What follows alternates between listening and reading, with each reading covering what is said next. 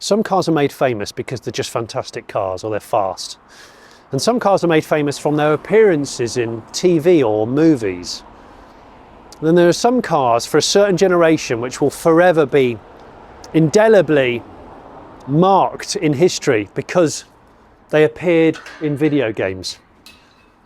And when PlayStation came out and a game that's now legendary called Gran Turismo came out, this was one of the cars from Gran Turismo. And this particular version was sold new in the UK, and it's the highest spec, the V spec. So I can't wait to show you what is a barn find edition of the Late Break Show. I can't wait to show you what's behind these doors. I'm Jonny Smith.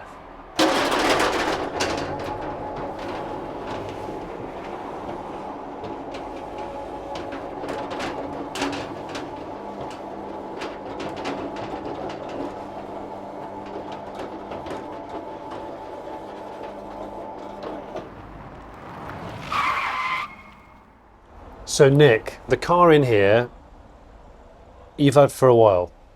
Yeah, roughly 12 years now. Right. Roughly 12. Hasn't had its due time on the road, I don't think, but been as well preserved as I can get it. Yeah. And before this car came along, you've had a number of performance cars. Yeah, I don't know how many high performance cars I've had, but pushing well over the bracket now of 100. Wow. Okay. Yeah. Okay, that's serious.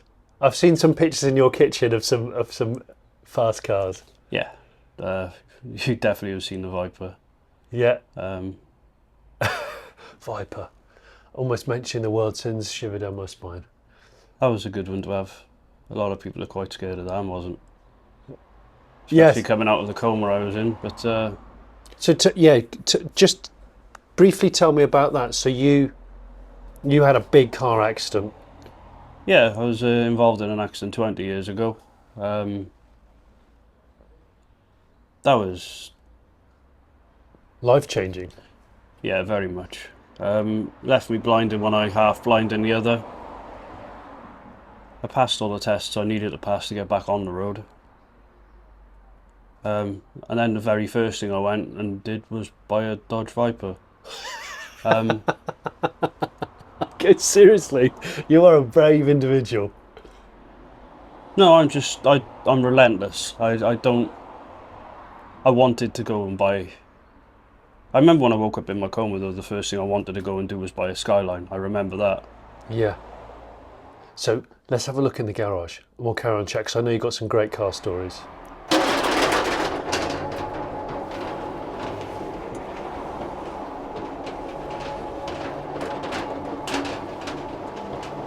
Oh wow.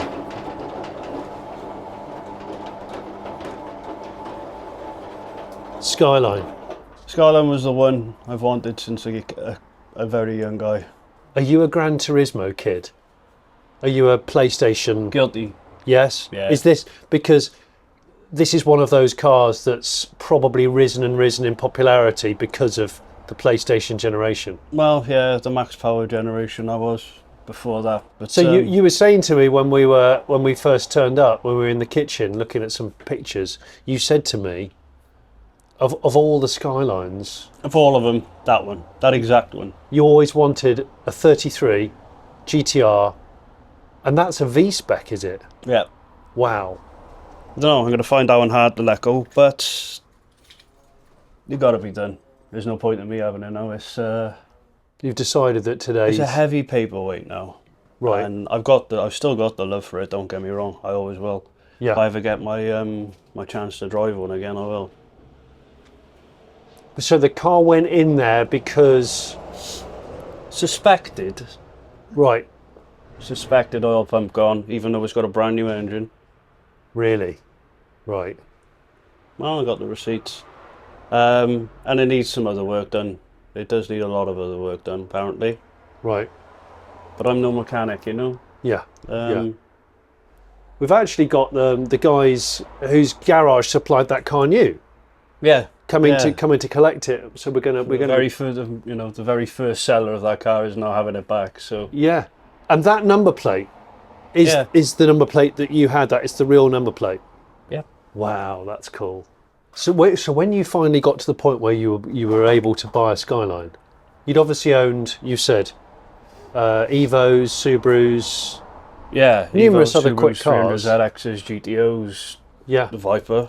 Man, I forget most of them because of the way my head is, but the Skyline, I've owned the previous Skyline as well, Toyota Supra, Flippin' X. There's a few shy I'd like to have had, yeah, but expect there's a couple shy everybody would like to have had. Yes. 2019 was the last time I saw it go in the garage. Was it?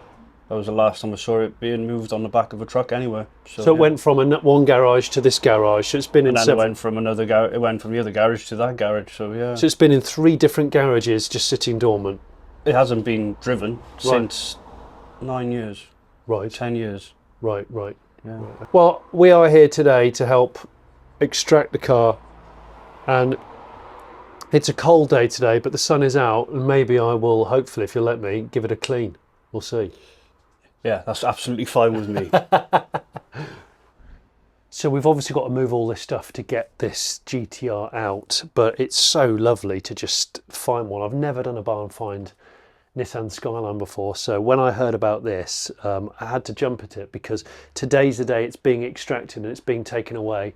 Nick has made the difficult decision to sell it, and he sold it to the right person. He sold it to the guys that originally supplied the car new, Middlehurst, who have bought the car back, including the private registration, and they're going to be resurrecting the car. So they're coming in a couple of hours. We've got to get all this out. But I was just having a quick look at some notes last night. So Gran Turismo, the franchise, the game franchise, Gran Turismo, debuted in 1997 on the PlayStation. The R33 GTR launched in 1995, January 1995, at the I think it was the Tokyo Motor Show. But in 1993, the non-GTR Skyline R33 was born, and then of course it superseded the R32. What was bizarre was when it came out, it was not quite as well received as people thought, because mostly it was a bigger car, it was heavier, but it was more aerodynamic. But because of this strange law that Japan had introduced, well, it wasn't quite a law, it was more of a gentleman's agreement from the Japanese Automobile Manufacturers Association in the late 80s. They governed the power output of cars, performance cars, to 276 horsepower. So when this came out, it was the same power as the R32 GTR. So people were like, well, why would you make it heavier but with the same power? But it actually did have a little bit more torque, and it turns out it was quicker to 60. But I think as a result, it gets less affection than the 32 and the 34. But it's a hell of a car, and it did amazingly well, of course, on the racetrack. Can't wait to pull this thing out. There was a TV commercial, apparently called Minus 21 Second Dream.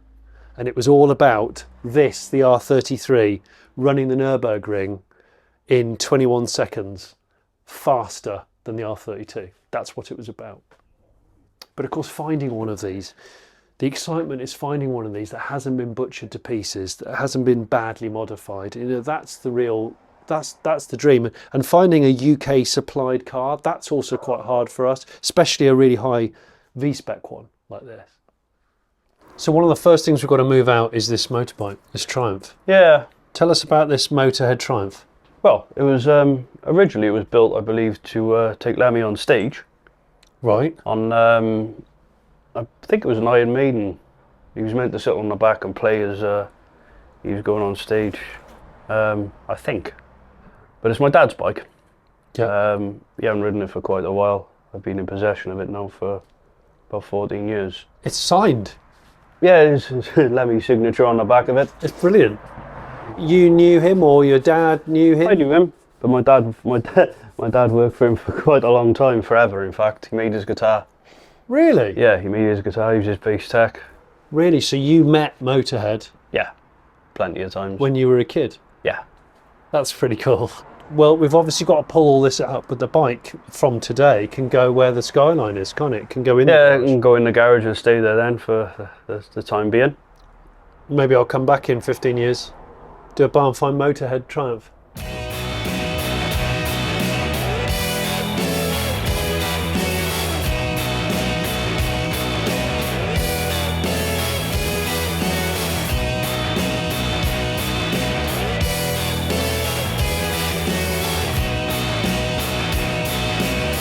huge RC car. Huge. Yeah, quite big. Oh, look at that, yeah. That's massive. It's, Yeah, Mitsubishi. It is, and that's a MR2. you see that? No, that's a Celica. Oh, is it?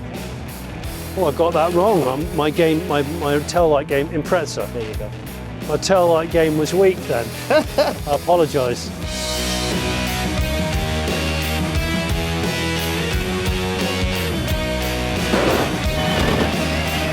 Drifting. Oh shit. No, it's done. So these are, I can tell what these are. These are engine bits. Is this an RB26? Yeah. They're the bits of the RB26 that In that? yeah, that I obliterated. Oh. So when you bought this car, what power was it? Because I know it's had several engine rebuilds. Well, it's had it's had lots of engine rebuilds. I think. I haven't had any engine rebuilds as such. I've had an engine replacement. Right. Okay. It blew up. I considered rebuilding it. I thought it'd be easier to pay for a new engine, so I had a new engine and had it fitted. And Right. once I realised that the oil pump wasn't working, I switched it off and never started it again. And that's the last time you used it. Right. There it is. But when you bought it, was it a big power car? Yeah, very. It ripped my fillings out basically. It's What? quicker than my Viper by a long shot. It's quite sad seeing the remains of an RB26 like this. However, this is going with the car and will probably be built back into a motor again. Forgot to tell you where we are doing this barn find. Well, we're in Cardiff. Last time we were in Cardiff, I'm pretty sure I was pulling a Porsche, or trying to pull or dig out a Porsche from a garden. I did a lot of gardening. If you haven't seen that video, I'll put a link on screen for it now. Well, we've cleared the path for it, and Chris from Middlehurst is coming imminently with the trailer. I've noticed on the floor down there there's like a mouse slash rat trap, so as much as I don't like hurting rodents, you also don't want them in here. I'm pretty sure the GTRs, if my memory serves me right, had aluminium front wings and bonnet. But of course the GTR, being all-wheel drive, has broader arches, wider track, and it has that all-wheel steer system as well, in period. It was a weapon. And for many people watching this is like one of the dream cars of all time. I think one barn find I still haven't done yet, which I'd like to do, is a Mark IV Supra. And by the way, if you think you have a car, or you know of a car that could be really interesting for us to film a barn find on, and whether it's in a real barn or a garage or a lean-to or a garden, something like that, get in touch. There's a link in the description and you can fill out a form, send us a scenario, a backstory, photos, and what it's like and how long it's been sat. I'd love to know. This is one of the GTR's side skirts, so we must have taken it off. Maybe it was damaged, or maybe they were looking at condition of the body. That's going to go with the car, but I'll just put it there while we inflate the tyres. None of the tyres are completely flat, but they're soft, and we need to get it out the garage.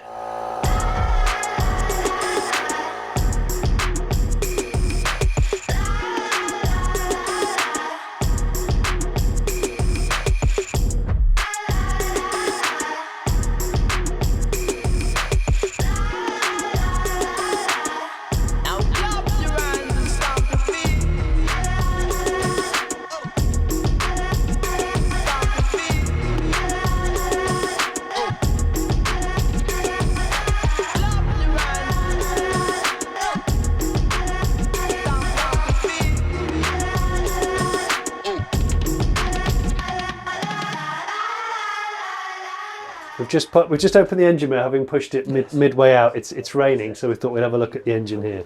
Yeah, and we've been greeted with a hanging dried rat Yeah. which is a first. I don't think that's standard fitment to the GTR, the rat. No, RRB suddenly stands for rat bait because whatever it's eaten, it's subsequently died. So the engine bay, I mean, they're always a beautiful engine to look at, and this thing's got loads of carbon on it and various different bits. But what are your first impressions? Yeah, it's obviously had some modifications in its life. It's got the HKS inlets. It's got G-ready piping kit. Is this still a twin turbo car then? Yes, still twin turbo. Because I know a lot of them went big single, didn't they? Yeah, and you just get loads of lag on them then, and they show more horsepower, but they don't drive quite the same. Yeah, because the one turbo supplies each of the 3 cylinders. Yeah. So it's very smooth and linear from low down. Yeah. So the bigger the turbo, the more lag, potentially the more power you get at the top end, but they just don't drive as good. So you think you might have sold this car originally? Yeah, probably would. Well, I sold, I think, the first 20 myself I think I sold 16 on one day at Goodwood. That is amazing. Yeah. 16 in a day? 16 in a day, yeah. And this all stemmed from Middlehurst being a Datsun dealer originally, is that right? Yeah, well, I was a touring car driver for Nissan in '92, and then after that I ventured into the Skyline 32 to race, R32. So I was, by 85, I'd won the British Championship, and 86. Sorry, 95, 96. Yeah.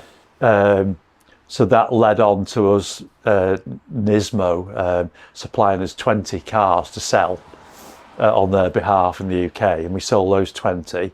And then as soon as Mr. Clarkson had hit top gear with it, he said, why don't Nissan sell this car? But Nissan in Britain doesn't want to get involved.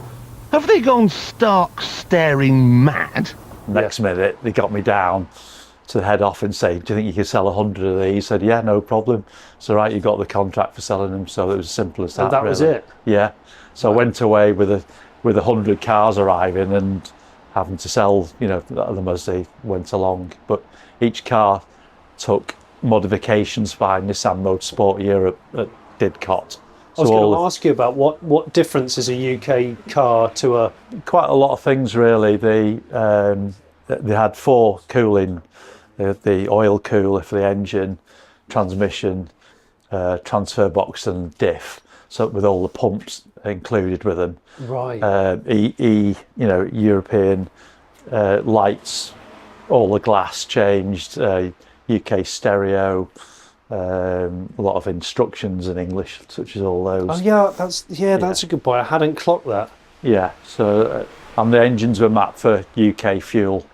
Okay. So they gave about 350 horsepower standard when they came over. Really? Yeah. So that effortless jump from 276 or whatever was straight up. I don't think that they were ever that to begin with. I think it was a Japanese gentleman's agreement. Yeah. And I think they just weren't that low. No, I think they were about 340, 350. Oh, that much more? Yeah, I think so. Yeah, yeah, for sure. Because you can 1 bar boost. They run 360 horsepower, and they're just very, very slightly less than that. So for the for people who aren't like as wedded to Skylines and has lived with them as much as you, just remind us what the V-spec moniker means. The V-spec's got different dampers on it, so it's got stiffer springs and dampers, and it's got a different diff in the back. It's got a viscous rear limited slip diff instead of a set of plates, which the non-V-spec had. Right. So when you look at the dials, also there's a light on the for the diff as well on the rev counter below. And it was quite a bit more expensive than the standard one. So they're a little bit lower, a little bit stiffer, and the diff it handled better.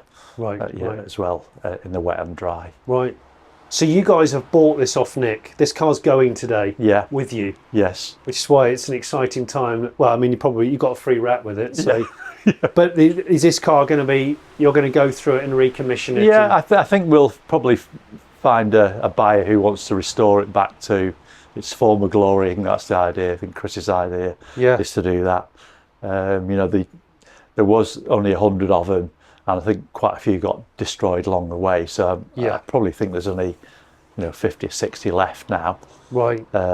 So they are a rare item in a UK compliant car. and literally we did all the things from start to finish with them. You were saying also before, because like the 33 didn't get as good a write-up as the R32, and nowadays the values on the 34s is the highest. But yet you remember when they launched it, you always said the 33 was a better kind of all-round car. Yeah, it drove. It was more compliant on the UK roads, so that you could drive it, for hours and hours. The 34 was a stiffer car. The steering was higher ratio, so it was more of a hardcore car, really. Yeah. Whereas this, you could just drive hundreds and hundreds of miles in it without any effort at all. So, and 34 became a short distance car, really. Yeah.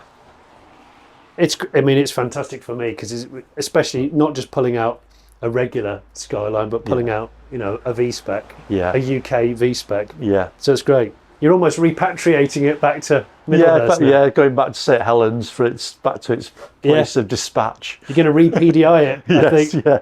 I can see it's number 9 of the Is that of the what it 100. is? Yeah. Number 9. Number 9. So it's a very early delivery of one.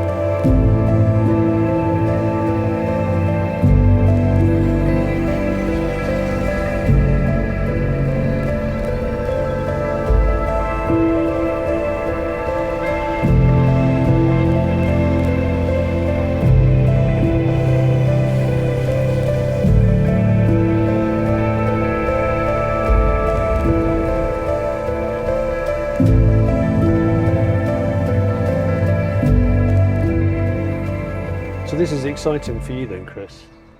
You and your dad. Very, yeah, to uncover a car which we sold new and see it like a barn find, just covered in caked in dust. It's a one-off for sure. So when you're getting into full GTR geek mode, show me around this, because we know it's had a couple of engines over its life in different states of tune. We know that it's got like active dampers because that's the Tane sticker and those little modules on the strut tops. But I mean, I was amazed to see it had original wheels because they normally disappeared and aftermarket stuff gets put on. But visually, what's the other things to look out for? So all the UK cars were Series 3, which were 97 onwards, had the ducts here for the intercooler, and they've got these extra trim pieces here with the Nissan Silvia PS13 indicators. Oh, they're S13. And then you've got the engine oil cooler inlet here, which is again a unique item. So the air comes in here. Yes, little it's cooler asymmetric behind. Right. And then you've got the outlet trim here as well. So you can always tell UK car with these trims, certainly the outside one, but usually they're crashed and they get obviously replaced, and you've got all the stamped, certainly the headlights are halogen rather than xenon, so stamped, and also all the glass is stamped as well for European legislation. So I'd never noticed that particular asymmetric cutout. Yeah. I remember these vividly. Yes, these are on the later ones, so obviously the Series 3, which all UK cars were for more cool, and it's got a Nismo aftermarket, well, it's a genuine at the time, but an accessory which is a lower splitter, just for I guess aesthetics really, and which is probably quite rare in itself. Yeah, it's a shame it's obviously had a bit of a crunch there, but it can probably go again, and it just adds to the car really the way it is. It's a bit more sporty look. Yeah. And then any other interior differences or anything? Because I've hardly looked at it because it's so narrow in there. I've not been able to get in. So again, you mentioned about the stamp glass. You can probably see that on there. If it's not been replaced, little markings on it. And then coming inside, this has got it was a £2,000 option for the Conley leather interior. Was it really? Yeah, at the time. £2,000 more? Yeah, That's £2,000 a lot more. in the 90s. The Series 3's got the nicer steering wheel on it rather than the big airbag ones. That's all UK, and it's got 180 mile per hour speedo cluster, which is again done by Nissan. Yeah. And then it did have different radios and things like that, but obviously it's been changing over the years. So inside it's got the leather and the clocks. That's the main two differences. Even got the original Middlehurst keyring with it, and look at that at the time, and even the Middlehurst Motorsports St Helens and the plate and the tax disc holder, you said. Literally, yeah, exactly. So look at this. Bit of nostalgia. Great. It's neat, isn't it? Yeah, it's just seeing a car like this is just crazy. Just covered in cobwebs and dust. And Do you see them? I mean, like, you guys specialise in Skylines, so you see a lot of them. But do you see many that have been sat in garages for many years? Not really, or you do see it. I think things come round in about a 20-year cycle, so there's more interest in these cars recently. Certainly R33s in the past 6 months. It's been crazy. The Americans obviously wanting to buy them and restore them. So I'm hoping this will go to someone who's going to, you know, do the work on it and restore it. Yeah, that is interesting. And is that carbon standard or is that aftermarket? Yeah, that's aftermarket. Just been, you know, sort of added on. They were like a sort of matte kind of black, and they just kind of fade and go a bit scratched. Someone's kind of done that, but yeah, genuinely, I mean, the gear knob's the original, and the steering wheel, it's got the red trim, which is a Series 3. Yeah, because the Series 2 had like a blue accent, but yeah, it's these were really nice seats done at the time by Connolly. Even the skyline in the sort of backrest, and interiors survived pretty well, apart from just this crease here, which has obviously lost a bit of foam. Yeah, you know what? We can probably, there's a local company to us, and I'll take some leather out the back of the seat and then reuse it here and repad it, and so I can just put new leather in the back, but try to keep it as much original material as possible. So we'll kind of make that better. And and of course, this model's it's four-wheel steer, isn't it? I can never remember the acronyms for ICAS. HiCAS is the all-wheel steer, is that right? And what's the all-wheel drive system? It's Tesla four-wheel drive system. Drive from the Porsche 959. Yeah. I believe they actually took one of those and then essentially copied it, you know. Bloody hell. Wow. Very clever for its time, you know, back in the early 90s. Yeah. This is neat. I'm getting schooled on GTRs. The sun is going. We are not going to have time to clean it today after spending a lot of time trying to pull out that narrow corridor, but I'm sure you guys will clean it immediately when you get it back. Can't wait. But at the back here, so you said you can tell it's an original UK bumper because of these bits. Yeah, so you've got the two reflectors which are built into the bumper, and the rear fog light as well. Which is obviously mandatory. You were saying before about this is obviously the lock for the boot, and it's actually snapped off there, but that would have said Nissan. Yes, exactly, yeah. V-spec badging, so all UK cars were a V-spec, and then you got the glorious plate, which has been retained, but it was on the car, and the actual plates remain on it, which is just, I think, is just super cool. Yeah, so for those of you watching saying it's a sort of show plate, it's not. Nick actually found the plate, bought it, and put it on the car. And you guys used to own the plate at some point? So we bought it off DVLA back in 1996 or whenever it came out, and then we sold it on, and then Nick's acquired it, and so it's great to have it back. And actually a lady, a great customer of ours, she's actually bought it for her new R33, so it's been recycled and it's going again now. Brilliant. This is great. And you were saying this bit of loom that was hanging down is to do with the oil coolers on the exactly. Yeah, so that would be the power for the pump for the diff oil cooler in this case, we believe. As a spare one in the boot as well, it's probably been shoved in there at some point and due to be fitted, but it's nice, isn't it? Carbon rear blade as well on the wing, which is aftermarket. That is aftermarket, is it? Right, okay. But the basis of this spoiler is original, is it? Absolutely. The frame of the spoiler is the same. Yeah. It's just this blade part that's changed. Just the blade, obviously it is adjustable. You can see here where you can kind of get in there, and there's about 3 or 4 settings on it. Yeah. Take the cover off here and you can use an Allen key, which is in the toolkit, and tweak that. You know what, now that we're out here in the sun, you can see some Scrabble marks from where a certain rat may or may not have climbed over the car with a Yorkie in his mouth and gone, I'm going to sit on that RB26 engine cover, I'm going to eat till I die. And that's what's happened. Nice. So now that the sun's going down and the actual skyline is visible, and this skyline is visible, because it's the first time you've seen it out for a while. In a very long time. Yeah. It's really good to see it. See all around it anyway. Yes. Yeah. When was the last time you sat in it? I managed to squeeze myself inside of it this year. Did you? When it was in the garage. Did you, just for like a... Yeah, I managed to get the door open about that far. And just shimmy in? Still haven't actually opened it since it's been outside. Have a look. But I will have a little look. Don't let me stop you. Go for it. I've actually seen how clean. Well, it's still not completely clean, but it's actually way cleaner than I thought inside. I'm not going to look at it too much because I'll regret Well, it I must be, regret things. Oh, well, I won't regret, actually. well, it must be quite. I know it's a difficult day because obviously it's like. Yeah. It is and it isn't. I've had to come to terms with not being able to do what I used to be able to do. Yeah. Yeah. And not being able to drive. Yeah. And not being able, more importantly, not being able to drive this. Yeah. Because this means more to me than being able to drive. Well, Having this. This was the dream, right? You said earlier when This has been a dream flipping heck. 30 years, Wow. if not more, but yeah. Because I hope you don't mind me asking, but the car you had your accident in was a 300ZX Nissan.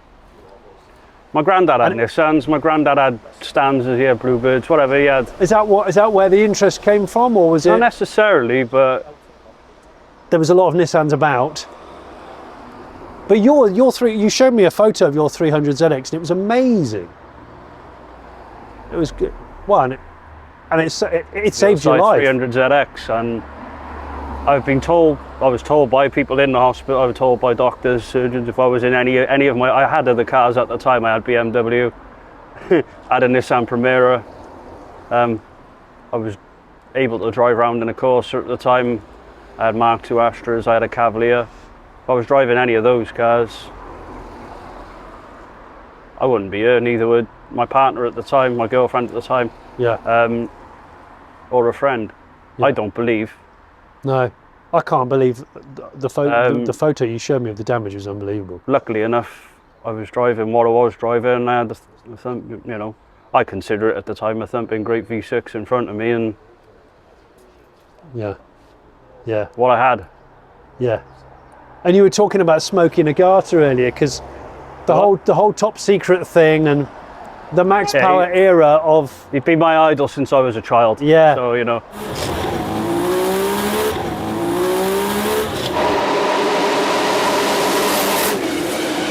Just the things that his videos when he was coming over to the UK doing stuff in the Supra. Yes. Yeah. And the A1 getting deported. to this day is The good thing inspired me to get this. And the good thing, you've had some good driving experience in this from what you've told me. You've experienced some proper power. oh yeah, I mean,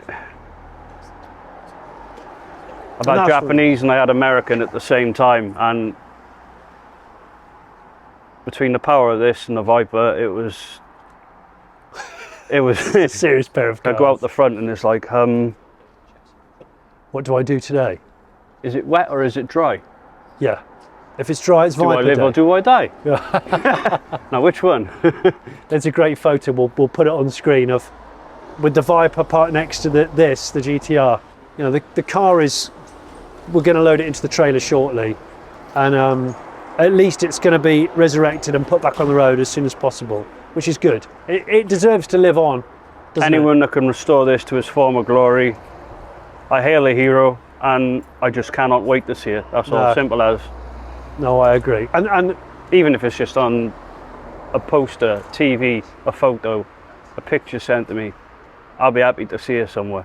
well, the guys at Middlehurst, the reason why you're probably wondering why we didn't try to film a startup of this car today, the simple reason is because Nick turned it off originally because it had low oil pressure, and the guys at Middlehurst who have purchased it said we don't want to risk any engine damage just from doing a first start. I want to say a massive thank you to you, honestly. Not a problem. Letting me come and listen to your story, help pull the car out, and just to be honest with you, see an R33 GTR V-Spec for the first time in a long time.